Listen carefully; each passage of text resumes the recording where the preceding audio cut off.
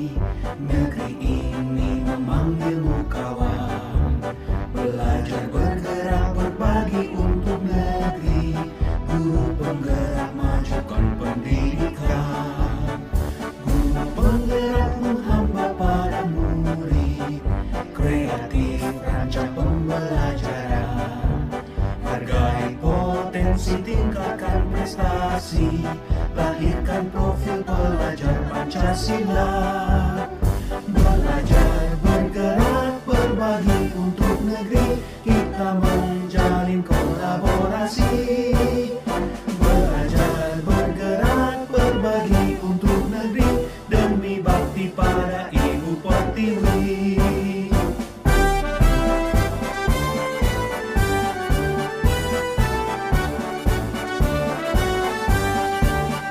Bulatkan tekad, kuatkan hati. Negeri ini memanggilmu kawan. Assalamualaikum warahmatullahi wabarakatuh. Saya ucapkan terima kasih kepada Bapak Ibu yang telah hadir dalam acara rencana aksi nyata yang saya lakukan sebagai salah satu tugas pada modul 1.4 mengenai budaya positif. Mengenai budaya positif yang ingin saya ciptakan minimal di kelas saya sendiri. Perkenalkannya, nama saya Atawi Gunas sebagai salah satu CGP Angkatan 5 Kabupaten Sumedang.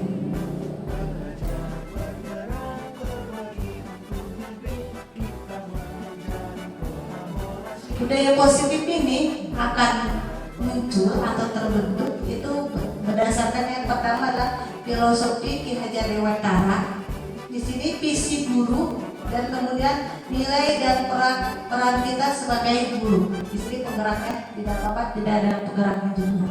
Jadi guru kita sebagai guru, apa sih nilai dan peran kita sebagai guru serta visi seorang guru. Ya, visi di sini bukan visi sekolah, tapi visi kita ketika kita mengajar di kelas kita sendiri. Yang pertama, menurut Ki Hajar Dewantara bahwa pengajaran adalah bagian dari pendidikan. Kemudian pengajaran merupakan proses pendidikan dalam memberi ilmu atau berfaedah untuk kecakapan hidup anak secara lahir dan batin. Dan pendidikan juga sebagai tempat persemaian benih-benih kebudayaan dalam masyarakat. Yang kedua, Ki Hajar Dewantara menyebutkan bahwa pendidikan itu berdasarkan pada kodrat alam dan kodrat zaman pada anak. Di sini kodrat alamnya yaitu berupa karakteristik anak, karena setiap anak memiliki karakteristik yang berbeda. Ya, kita tidak bisa menganggap semua anak itu memiliki karakteristik yang sama.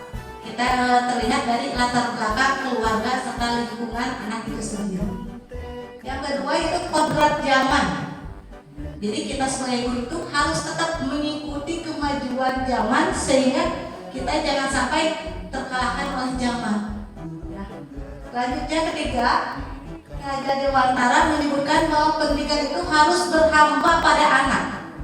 Ketika zaman dulu itu pendidikan berpusat pada guru, kalau sekarang kita berhamba pada anak. Jadi pusatnya ada di anak, ya. Sehingga anak kita itu sebagai fasilitator atau pembimbing agar siswa tetap terarah.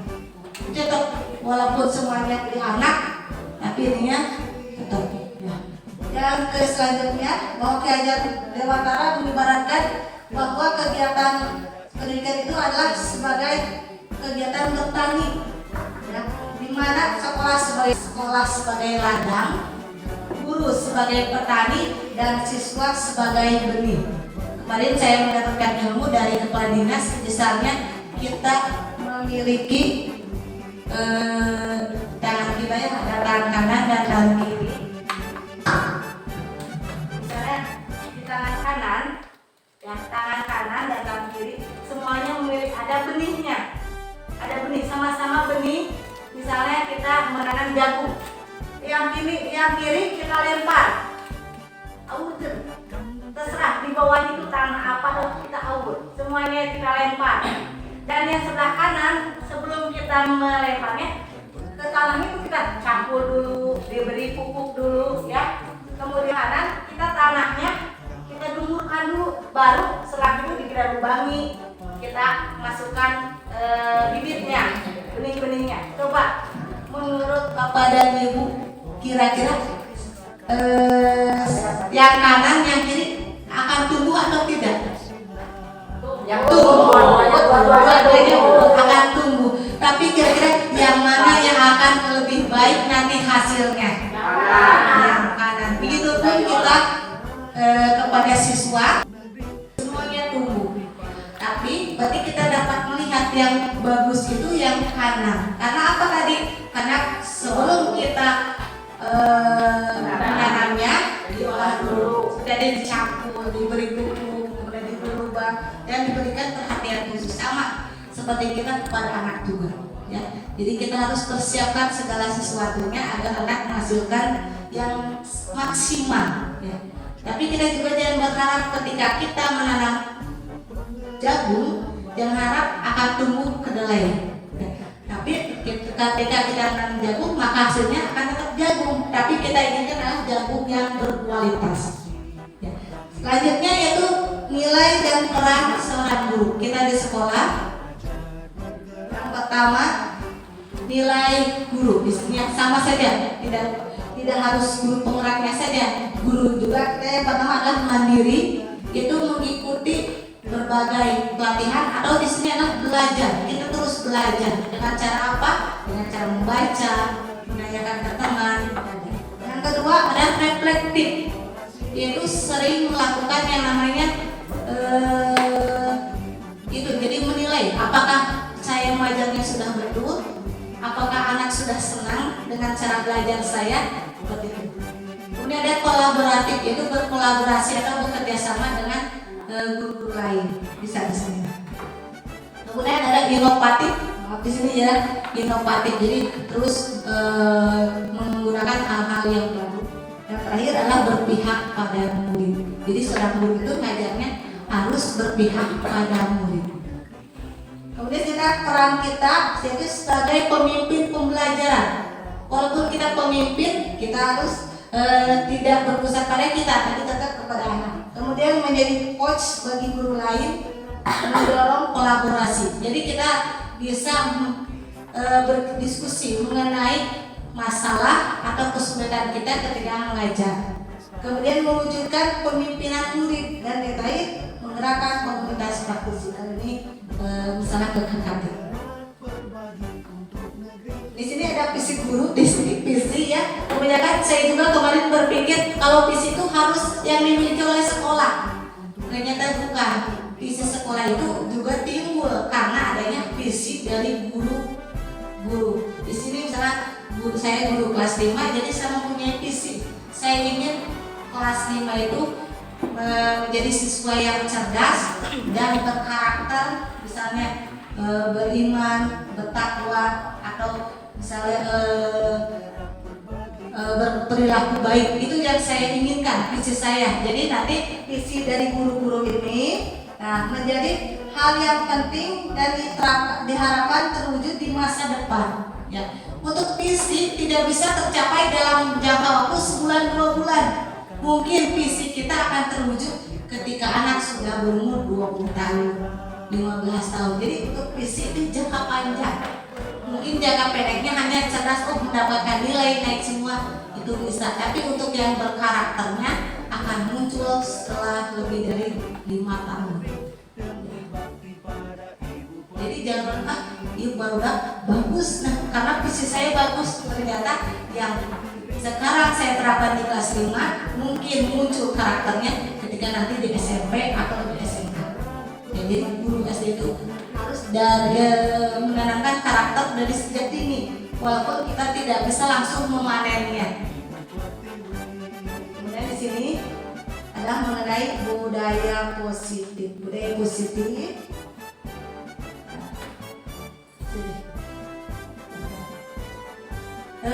dan budaya positif ada hal-hal yaitu yang bersifat positif. Di sini ada beberapa hal, yaitu yang pertama ada disiplin positif, yaitu pendekatan mendidik anak untuk melakukan kontrol diri dan pembetulan kepercayaan diri. Jadi yang penting anak bisa mengontrol dirinya dan meningkatkan kepercayaan dirinya. Di sini nanti ada teori motivasi, nanti juga akan diperjelas lagi di slide selanjutnya. Ada motivasi yang pertama, menghindari ketidaknyamanan. Sieun dihukum, saya ngerjakan PR. Sieun didenda. Nah, ini namanya menghindari ketidaknyamanan. Yang kedua, mendapatkan penghargaan. Memang belajarnya harus benar supaya mendapat hadiah dari guru. Dari motivasi anak itu. Dan yang terakhir, menjadi orang yang mereka inginkan. Dia itu yang paling terakhir ini bagus, yaitu motivasinya timbul dari dalam dirinya sendiri. Kemudian ada posisi kontrol, ini juga nanti kita bahas di slide selanjutnya. Ada pemberi hukuman, membuat rasa bersalah sebagai teman, sebagai pemantau, dan sebagai manajer. Kebutuhan dasar manusia juga ada 5, yaitu untuk kebutuhan hidup. Yang kedua untuk kasih sayang. Ada anak, saya melakukan sesuatu enggak? Ibu lihat saya menggunakan jepit baru. Itu adalah dia ingin kebutuhan dasarnya itu yaitu kasih sayang. Pasti senang. Oh iya bagus. Dia anak akan merasa ini karena adanya dia merasa kebutuhannya kurang kasih sayang.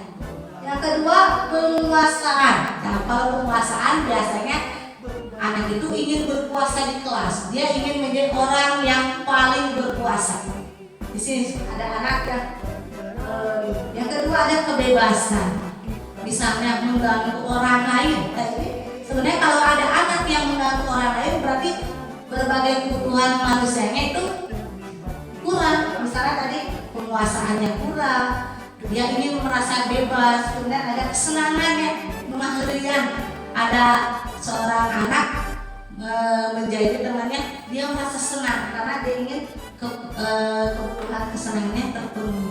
Jadi ini karena kekurangan kasih sayang, rasa penguasaan, kebebasan serta kesenangan. Nanti yang terakhir juga ada dijelaskan mengenai segitiga restitusi, yaitu cara kita memecahkan masalah yang dihadapi oleh anak.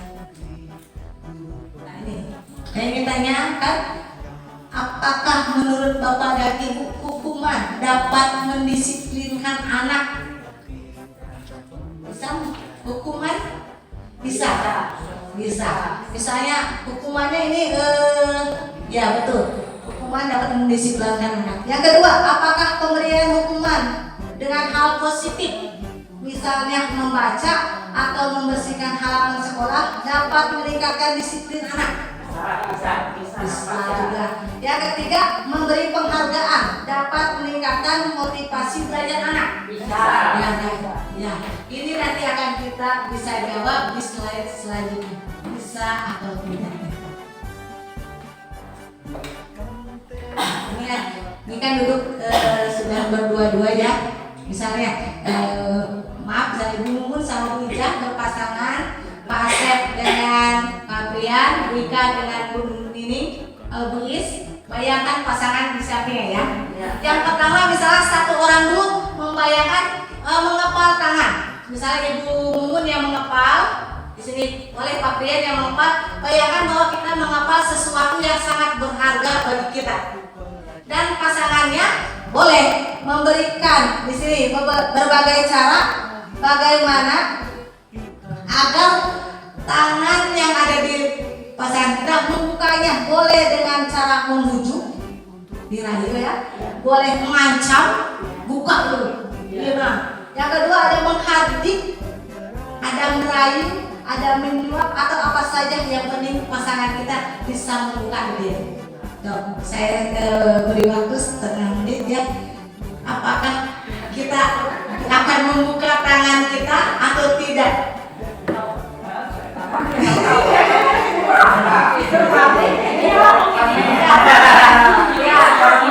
Nanti gantian boleh gantian juga merasakan.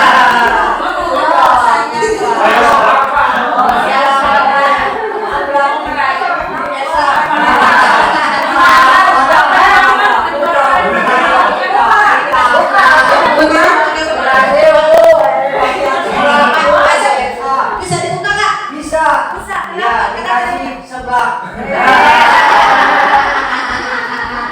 Ya, boleh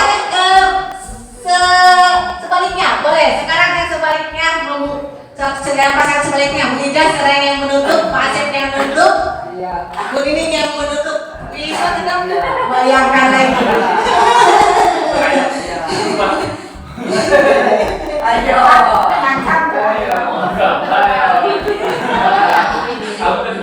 Nanti coba di sini.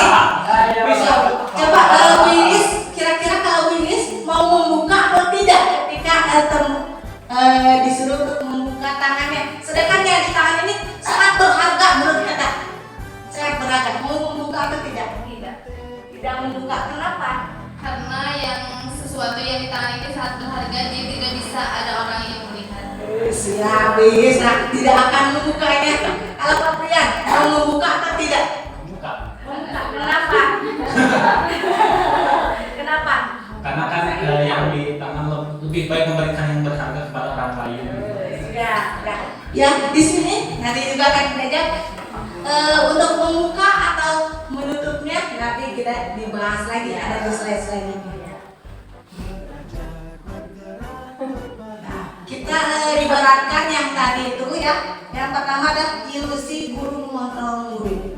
Jadi kita itu bagaimana mengontrol, seperti tadi ada yang merayu, mungkin ya, ada yang mengancam, ada yang berupa menghadang, kemudian ilusi bahwa kritik dan membuat orang merasa bersalah dapat mengeluarkan karakter.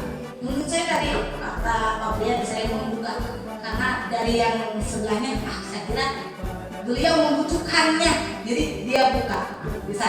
Kemudian ilusi bahwa semua penguatan positif, efektif dan bermanfaat. Karena bermanfaat kalau saya buka atau pengaruh dari luar itu bermanfaat, saya buka. Bisa. Ilusi bahwa orang dewasa memiliki hak untuk memaksa. Nah, tadi siapakah sesungguhnya yang memiliki kontrol? Kira-kira siapa yang memiliki kontrol? Diri, betul. Kata Bu Nining, diri kita sendiri. Apakah kita akan membuka atau menutup? Ya, tadi misalnya Bu Yis menutup terus karena pengaruh dari luarnya menurut Bu Yis mungkin negatif. Makanya tetap berpegang teguh.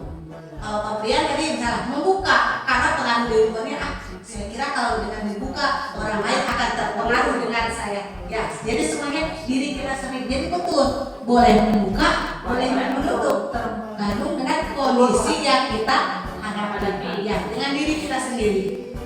Di sini ada stimulus respon. Yang pertama, kita mencoba mengubah orang agar bersepadangan sama dengan kita. Nah, kalau yang sebelah sini sebenarnya ini harus kita ubah. Harusnya yang ketiga berusaha memahami pandangan orang lain tentang dunia. Jadi jangan memaksakan, buruk harus sama dengan saya. Yang kedua, perilaku buruk dapat dilihat sebagai suatu kesalahan. Kalau di sini semua perilaku memiliki tujuan. Mungkin saja yang anak berperilaku buruk, ya, itu mempunyai alasannya sendiri. Ya, orang lain bisa mengontrol saya. Jadi jangan ada kayak Anda yang bisa mengontrol diri Anda sendiri. Jadi kita jangan terpengaruh sebenarnya oleh orang lain. Apalagi kalau pengaruhnya yang negatif. Ya, pemaksaan pada saat bujukan gagal. Pas bujuk gagal jadi diancam. Ya, kolaborasi koordinasi strategi kita kan dilakukan baik. Di sini model berpikir menang atau kalah dan terserah bebas. Tapi kita harus berpikir positif bahwa harus menang. Ya, di sini bukan yang penting menang misalnya ketika kita memberikan sebuah budaya positif. Nah, di sini yang tadi 3 teori motivasi. Yang pertama untuk menghindari ketidaknyamanan rumah. Misalnya ada anak ngerjain PR, dia mengerjakan betul. Tapi ternyata dalam dirinya karena dia takut dimarahi guru. Berarti motivasinya masih eksternal. Jadi masih bisa berubah. Beda guru berarti dia akan berubah lagi. Misalnya pas lagi diajar oleh bijak, anak itu rajin ngerjain PR. Misalnya dengan bijak punya aturan sendiri. Dan ketika diajar oleh saya, anak itu berbeda. Ternyata tidak mau mengerjakan. Mungkin karena saya juga berbeda lagi. Jadi ini eksternal. Jadi hanya untuk berlaku pada guru itu sendiri. Ya, seperti kelas 1 saya kemarin ketika saya menginjak mungkin pelurutnya pas diganti ibu saya, anaknya ramai ternyata karena saya belum bisa memegang mana mengendalikan anak kelas 1 karena masih eksternal, jadi masih dari luar. Untuk mendapatkan imbalan atau dari orang lain, anak haji memberi hadiah, tapi ketika hadiah tidak ada, dia menurun. Dan ini masih eksternal, jadi hanya dari luar. Nah yang terakhir baru internal, yang timbul dari dalam diri anak itu sendiri. Kalau dari dalam diri berarti itu akan tertanam lebih lama. Nah, ini budaya pertama, budaya itu muncul dari peraturan kelas. Jadi dari kelas ya. Kemudian dari keyakinan kelas, kemudian ke lingkungan positif, jadi ke sekolah, dan terakhir ada budaya positif ke sekolah. Jadi semua yang positif itu berawal dari kelas. Ya, dari kelas. Jadi anak itu mudah-mudahan berperilaku positif dari kelas masing-masing, kemudian bergabung menjadi sebuah lingkungan yang positif. Peraturan kelas kalau zaman dulu mungkin tata tertib. Ya, tata tertib. Kalau sekarang namanya ini peraturan kelas. Dan kemudian lebih umum lagi ke keyakinan kelas itu mengenai nilai-nilai positifnya apa. Nah, misalnya ini, kira-kira ini nilai itu ada tanggung jawab, ada disiplin, ada keselamatan, ada menghormati orang lain. Coba sekarang lihat misalnya ini, selalu kembalikan buku ke tempatnya. Kira-kira nilai apa yang muncul ke anak? Kalau kita membuat aturan, coba simpan lagi segala sesuatu ke tempatnya. Tentang tanggung jawab misalnya ya, kata Bu tanggung jawab. Yang kedua, dilarang mengganggu orang lain. Tentang apa? Nilainya ada keamanan, tanggung jawab, kedisiplinan. Tiga, hadir di sekolah 15 menit sebelum pembelajaran dimulai. Kedisiplinan. Dilarang melakukan kekerasan, keamanan ya. Dilarang menggunakan narkoba, kesehatan, betul kesehatan ya. Berganti atau menunggu giliran. Jadi ketika kita menilai menggunakan masker, disiplin. Dengan jangan berlari di kelas atau di koridor. Keselamatan. Kita lihat ya, ini jawabannya semuanya sudah benar. Kita lihat ini betul kita menjawab. Dilarang orang lain, ini nilainya adalah menghormati orang lain. Hadir kan atau berkomitmen, ini bisa disiplin juga ya. Kemudian melakukan kekerasan, mulai keselamatan. Ini jadi berbagai narkoba ini kesehatan. Berganti menghormati orang lain, terus bersabar. Ini yang kita latih nilai-nilainya. Masker, keselamatan, kesehatan. Kemudian keselamatan dan keamanan. Ini adalah keyakinan kelasnya. Ini aturannya, jadi keyakinan kelasnya. Nah, ini tentang hukum dan penghargaan. Ini ada misalnya yang pernah saya lakukan. Anak ketika sudah ulangan, udah beres ulangan, boleh keluar duluan, ya kan? Itu berarti kan salah satu bentuk penghargaan yang kita berikan kepada anak yang sudah beres. Tapi ternyata kita lihat, ketika sudah beres ulangan boleh keluar atau boleh istirahat. Yang pertama, bahwa penghargaan itu dapat menghukum. Maksudnya apa yang menghukum? Itu menghukum anak yang telat. Jadi secara tidak langsung. So, anak-anak yang sudah beres boleh keluar duluan. Yang terakhir akan merasa terintimidasi. Saya dulu ini bagaimana nih? Dia akan merasa terhukum. Yang kedua, penghargaan mengurangi ketepatan. Yang udah beres, guru-guru ya dikumpulkan tanpa melihat itu benar atau salah. Takutnya seperti itu. Kemudian penghargaan tidak efektif atau penghargaan merusak hubungan. Tadi karena ditinggalkan untuk teman-temannya, dia bisa merusak hubungan. Amat, itu mau keluar, saya dulu bisa merusak. Kenapa tuh nungguan? Kadang dia keluarnya. Itu juga tidak efektifnya tadi. Yang cepat-cepat keluar, mau benar salah terserah. Penting buru-buru keluar. Yang kedua, penghargaan mematikan kreativitas dan penghargaan mengurangi motivasi intrinsik. Tadi karena Bu Guru. Nah, sok yang sudah beres boleh keluar. Ya, yang kelima harus beres seumpul tanpa melihat kreativitasnya, tanpa melihat bagaimana nanti hasilnya. Ya, ini mungkin saya juga ini salah satu kesalahan yang pernah saya perbuat. Ya, ini pengadaan saya juga sering ketika anak sudah beres boleh istirahat keluar. Ternyata itu saya mengganggu tadi temannya yang lain. Mungkin anak akan merasa senang ya, yang cepat merasa senang, tapi yang lain kadang jadi kita juga kadang dia merasa seperti itu ya.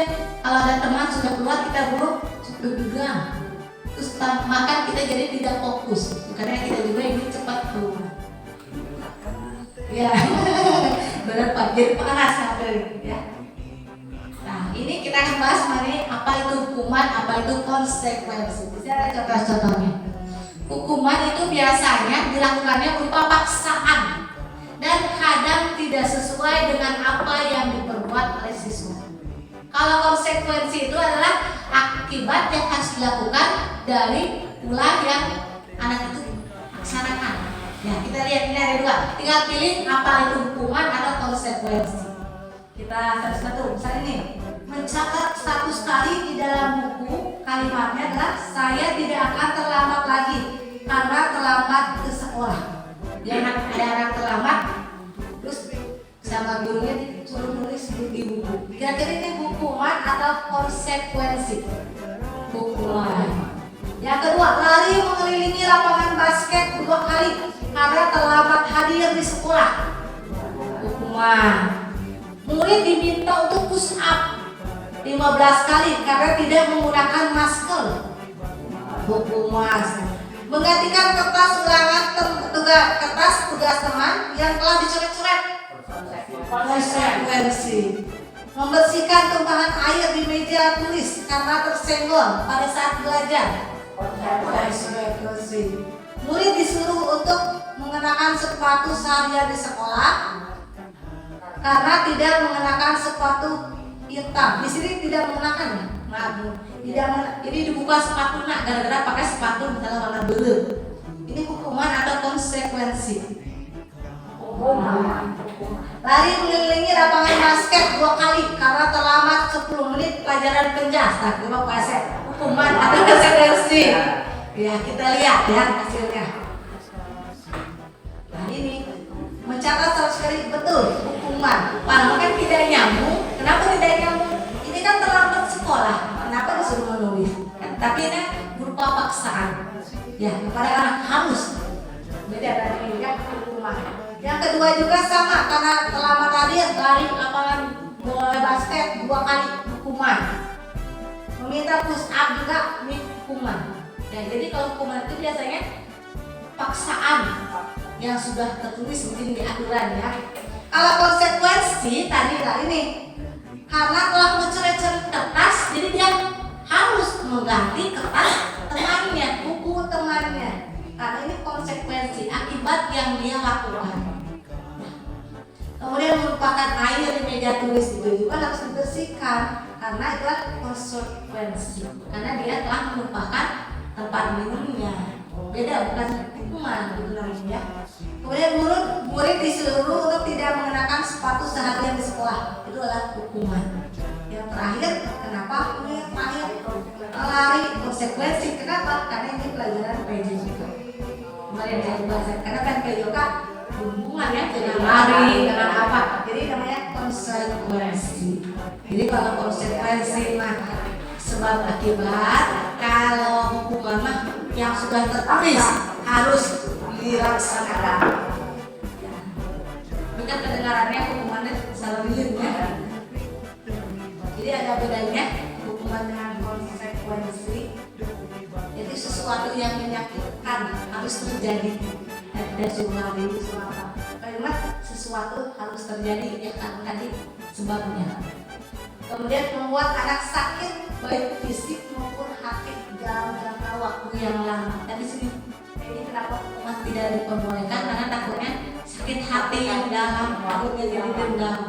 Ya, membuat anak merasa tidak nyaman dalam jangka waktu pendek. Tidak nyaman misalnya tadi ngepel, teknik yang karena zaman sekarang dengan zaman dulu mungkin berbeda ya. Zaman dulu saya juga pernah mengalami yang namanya hukuman, akan teringat di dalam hati, ingat sahaya yang menghukum saya.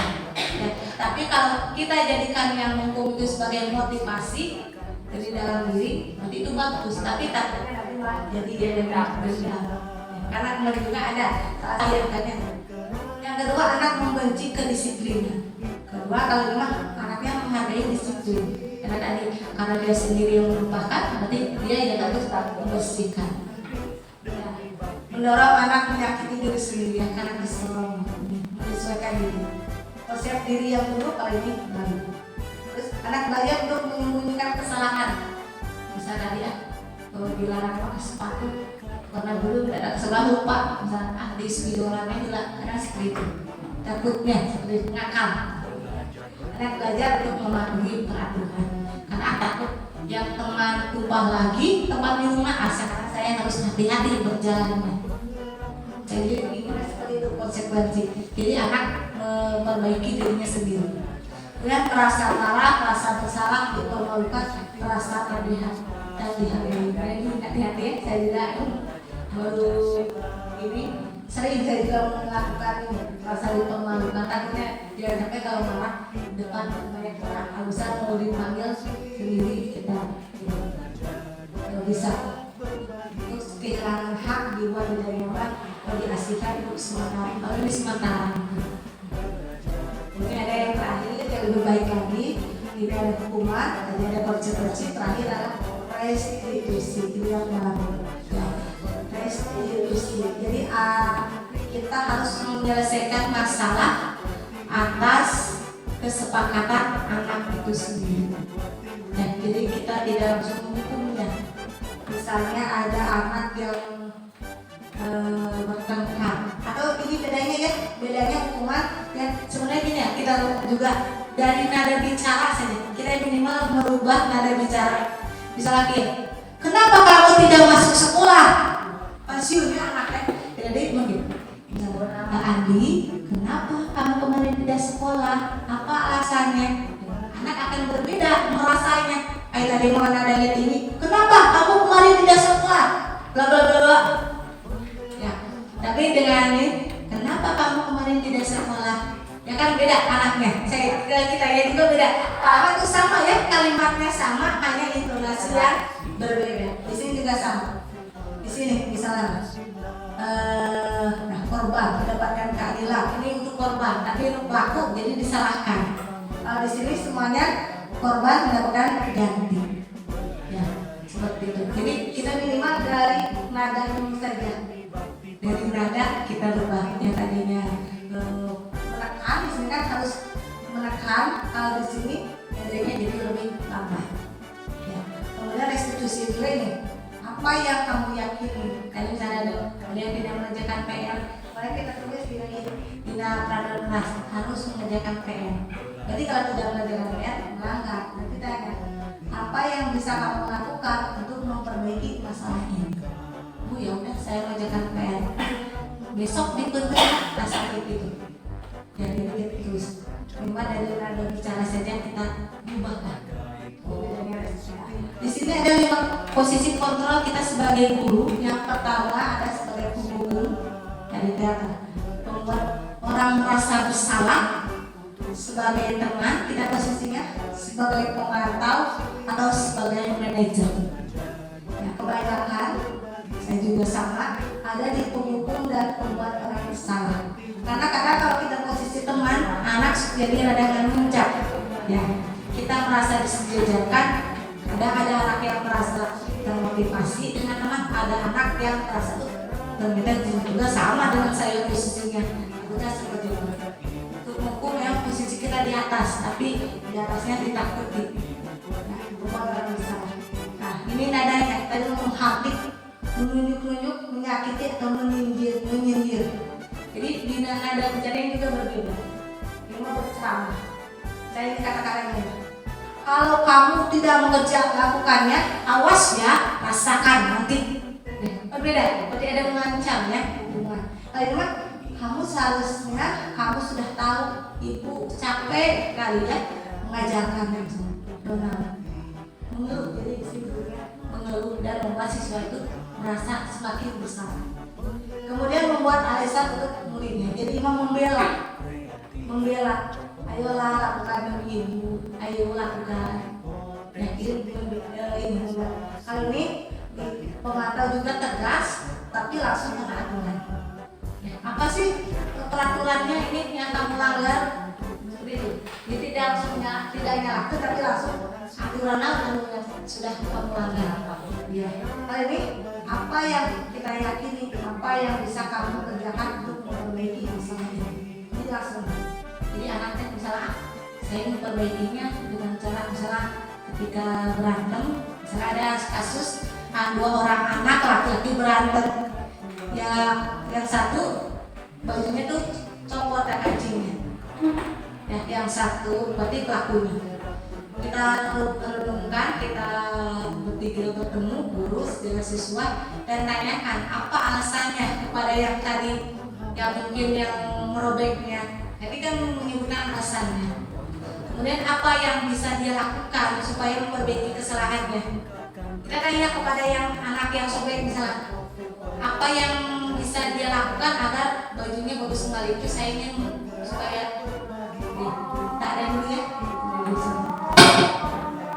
Ini manajer. Jadi manajer itu kita hanya memanage itu, ya. Jadi tidak yang memberikan solusi, yang menyelesaikan masalah itu anak sendiri. Kita hanya sebagai manajernya. Jadi ya, kalau ada anak yang bermasalah kita yang menjadi manajernya. Karena takutnya di sini siswa ini nih, ketika jadi guru, biarkan saja nanti juga marah-marah lagi. Nah, ini yang tidak yang kita tidak inginkan. Atau di sini jadi meminta maaf. Jadi rasa bersalah untuk siswa. Terus saya pikir bapak ibu teman saya ternyata begitu. Jadi takutnya anak kecewa kalau kita ada di posisi teman. Atau berapa banyak bintang yang saya harus peroleh, berapa halaman yang harus saya tulis ini siswanya supaya guru pemantau. Jadi pemantau itu kita hanya melihat, ya. Kalau manajer selain kita melihat, kita juga ingat supaya terciptanya solusi. Ya, bagaimana caranya saya bisa memperbaiki keadaan. Jadi ketika yang kakinya copot, ternyata yang jadi korban bilang yang penting kancing saya betul kembali dan kancingnya harus dibetulkan oleh orang yang membuat kesalahan. Nah, seperti ini. Dari 5 tadi, apakah sebagai penghukum, rasa bersalah, teman, atau sebagai manajer? Yang pertama adalah saya kecewa sekali dengan kamu. Tadi yang kalau merasa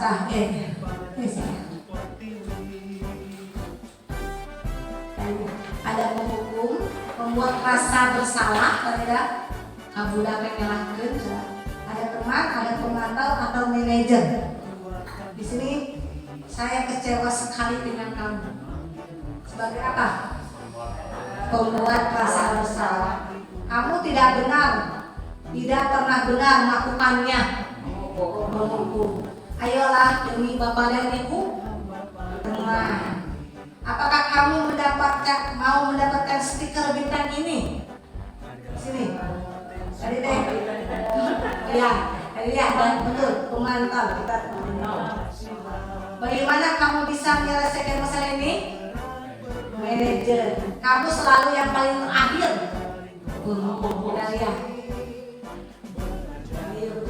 Saya merasa kecewa sekali. Kecewa berarti ada kata pembuat rasa bersalah. Kamu tidak pernah berarti penghukum. Sini lakukanlah demi bapak dan ibu, teman.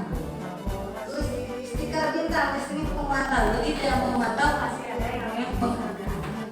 Terus bagaimana bisa menyelesaikan masalah ini? Jadi manajer.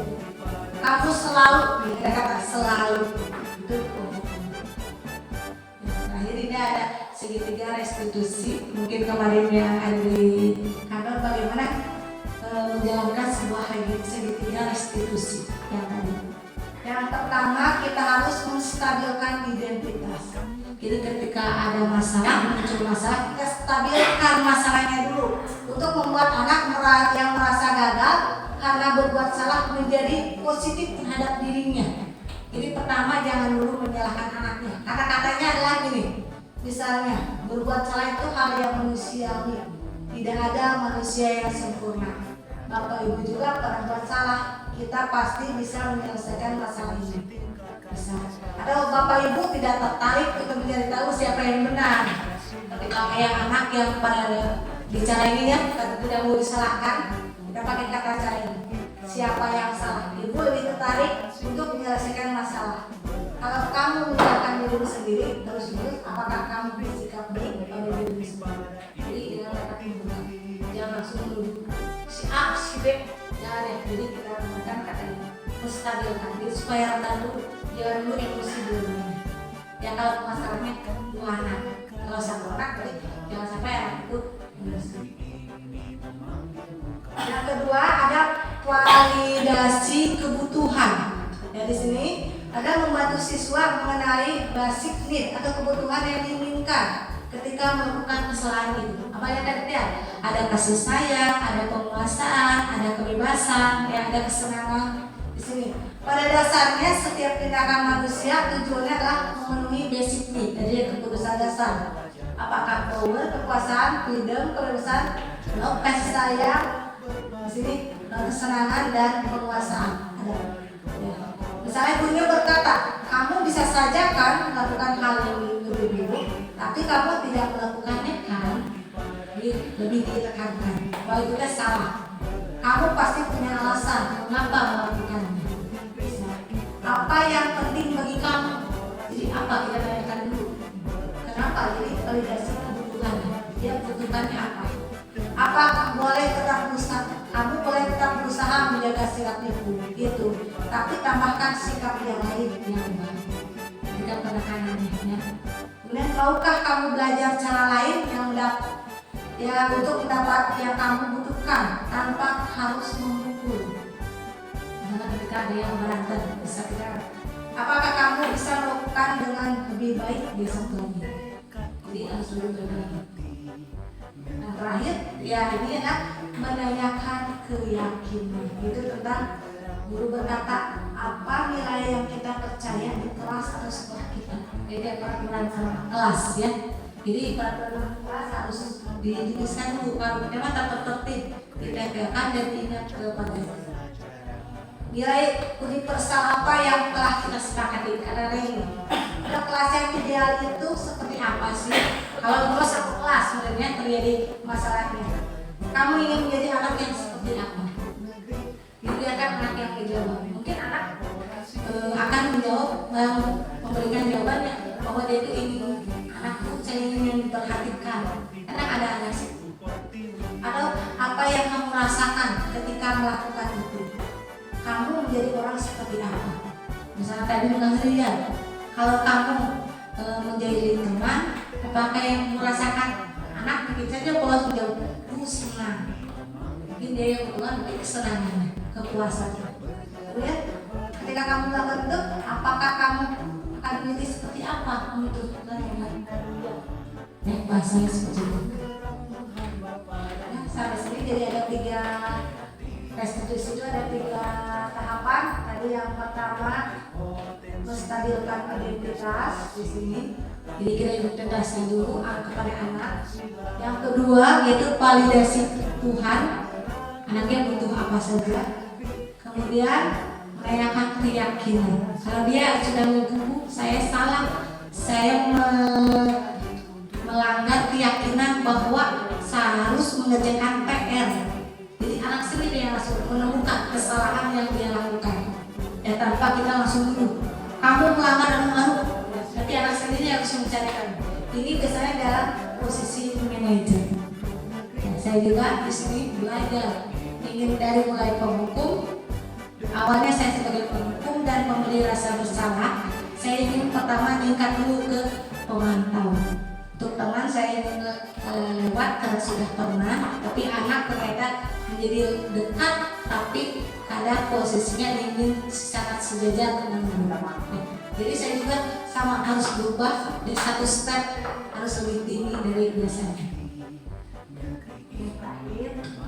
Kira-kira hal baru apa yang mengubah paradigma atau atau pada awalnya tadi pemikiran Bapak dan Ibu setelah mendapatkan materi ini.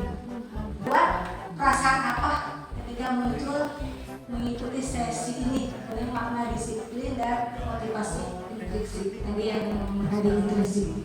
Rasanya bagaimana untuk setelah mengikuti kegiatan ini menjadi lebih boleh siapa yang mau bicara Bu Ika?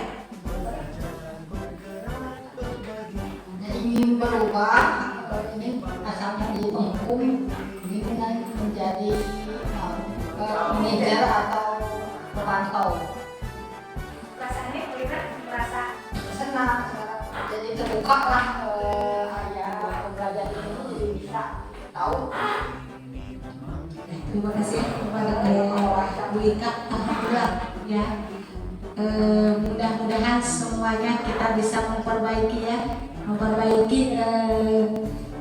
cara kita untuk menangani anak-anak dan mudah-mudahan anak SD Garmana dapat mewujudkan sebuah disiplin yang positif ya. Jadi mulai dari kelas ke sekolah kemudian nanti maksimal ke lingkungan. Ya, saya ucapkan terima kasih kepada Bapak dan Ibu guru yang telah menyempatkan waktunya untuk mengikuti pengemasan budaya positif. Saya tutup ya. Assalamualaikum warahmatullahi wabarakatuh.